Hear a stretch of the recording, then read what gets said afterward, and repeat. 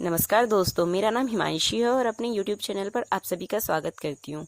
दोस्तों, आप सभी ने अक्सर ये सुना होगा कि मजबूरी का नाम महात्मा गांधी। ऐसा लोग क्यों बोलते हैं? आखिर इसके पीछे का कारण क्या है? आइए इस बारे में आज हम आपसे बातें करते हैं। तो इसके पीछे के हम दो ऐसे कारण बताएंगे। वैसे तो बहुत सारे कारण हो सकते हैं भी, लेकिन आज जो हम चर्चा करते हैं वो सिर्फ दो पर करते हैं। पहला तो ये है एक खिलाफत आंदोलन, जो कि 1919 से 1924 तक चला था, जो लगभग 5 साल तक चला। ये एक धर्मगुरु हुआ करते थे जिनका नाम खलीफा था। इन्हें अंग्रेजों ने इनके पद से हटा दिया था, तो इनके खिलाफ मुसलमानों ने खिलाफत आंदोलन चलाया था। तो गांधी जी ने सोचा, वैसे तो मैं कम्युनल नहीं हूँ, बट अगर देश को हमें एक साथ लाना है, एकजुट करना है देश को, तो हमें मुसलमानों का दिल जीतना पड़ेगा। तो फिर यहीं से गांधी जी ने भी खिलाफत आंदोलन में बढ़ चढ़कर हिस्सा लेना शुरू कर दिया। तो उसी दौरान लगभग 1921 के समय की बात होंगी, ये दक्षिण भारत में 1500 हिंदुओं को मार दिया गया मुसलमानों के द्वारा, और लगभग 2000 हिंदुओं का धर्म परिवर्तन करवा दिया गया उनकी इच्छा के बिना। ये सब मुसलमानों ने किया था। तो वहां पर उस समय गांधी जी चुप रहे थे, क्योंकि गांधी जी जब देश को एकजुट करने में और मुसलमानों का दिल जीतना चाहते थे। गांधी जी का जब एकमात्र पर्पस ये था कि उन्हें देशवासियों को एकता में लाना है। 1500 मुसलमानों को और जो 2000 हिंदू थे जिनका धर्म परिवर्तन करवाया था, उन्होंने उन सभी को इग्नोर करते हुए गांधी जी ने एकता और देश को एक साथ लाने पर ज्यादा फोकस किया। तो साथियों, उस समय गांधी जी का बोलना सही था या चुप रहना सही था, वो सभी आप कमेंट करके हमें बताएं, जिससे उसकी वजह से भी लोग बोलते हैं कि मजबूरी का नाम महात्मा गांधी है। तो दोस्तों, यहाँ से अब हम दूसरी कहानी की बात करते हैं, जिसका नाम था असहयोग आंदोलन, जो 1920 के बाद चला।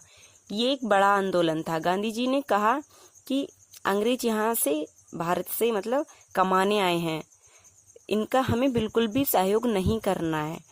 नॉन कोऑपरेशन मूवमेंट चलाया था, जैसे कपड़े अपने हों, स्कूल भी अपने हों, कॉलेज भी अपने हों, इनकी हमें गवर्नमेंट को बर्बाद कर देना है, जिससे कि इन्हें हमारे देश से कुछ कमाई नहीं होगी, तो ये अपने आप चले जाएंगे।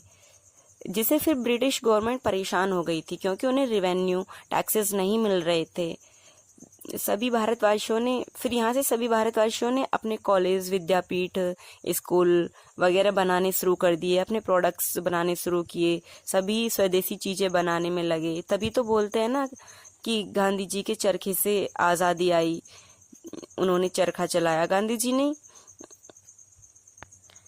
कहा कि भाई, हम अंग्रेजों का कपड़ा नहीं लेंगे, हमें अब अपना चरखा चलाना है, अपना स्वदेशी ही माल अपनाना है। तो ब्रिटिश गवर्नमेंट बहुत परेशान हो गई थी, क्योंकि उनकी कमाई के जो साधन थे वो सभी बंद हो गए थे।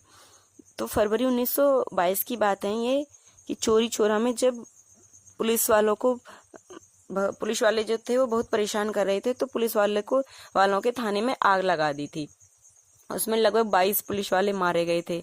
तो इस बात से गांधी जी बहुत ही दुखी हुए, क्योंकि गांधी जी ने कहा कि मैं तो अहिंसा से, मतलब नॉन कोऑपरेशन मूवमेंट करना चाहता था, लड़ाई झगड़ा नहीं करना चाहता था। ये पुलिस वालों को क्यों मारा तुमने?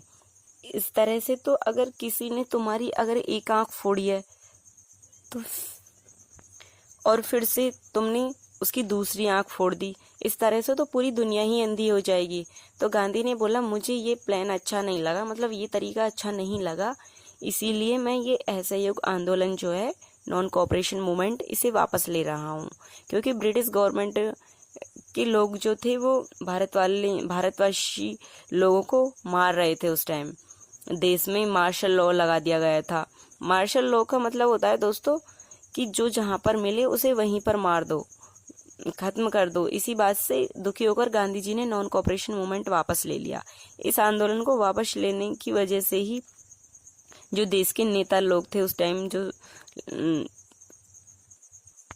वो भी बहुत दुखी हुए, क्योंकि देश स्वराज्य अपनी आज़ादी की ओर बढ़ रहा था।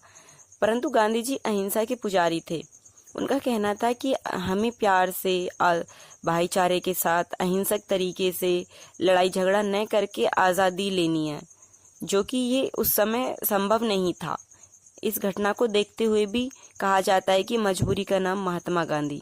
तो दोस्तों इस वीडियो में हम बस यहीं तक बातें करते हैं, इससे आगे की बातें जो हैं वो हम नेक्स्ट वीडियो में करते हैं। तब तक के लिए राधे राधे।